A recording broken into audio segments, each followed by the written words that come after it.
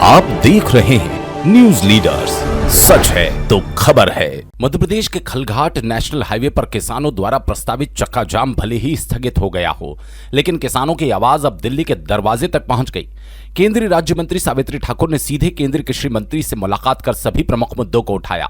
आपको बता दें, खलघाट क्षेत्र के किसानों की नाराजगी अब नई दिशा में जा रही है। किसानों की मांगों को हल करने के लिए पहल महत्वपूर्ण मानी जा रही है। केंद्रीय जनजातीय कार्य राज्य मंत्री सावित्री ठाकुर ने दिल्ली में केंद्रीय कृषि मंत्री से विशेष मुलाकात की।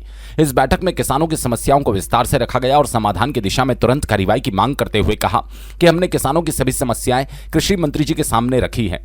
उम्मीद है जल्द ही सकारात्मक कदम उठाए जाएंगे।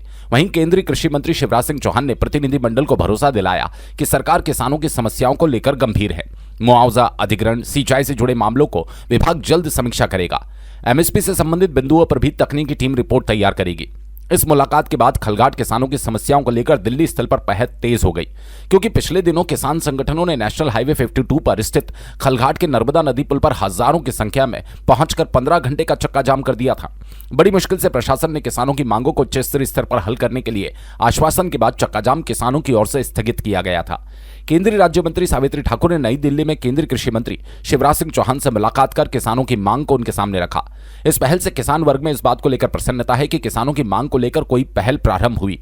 अब आने वाले दिनों में यह देखना अहम होगा कि केंद्र सरकार इन मांगों पर क्या ठोस कदम उठाती है, या फिर किसान अपनी मांगों को मनाने के लिए फिर से चक्का जाम का सहारा लेंगे। एक बड़ा सवाल है। धार से जफर अली की विशेष रिपोर्ट।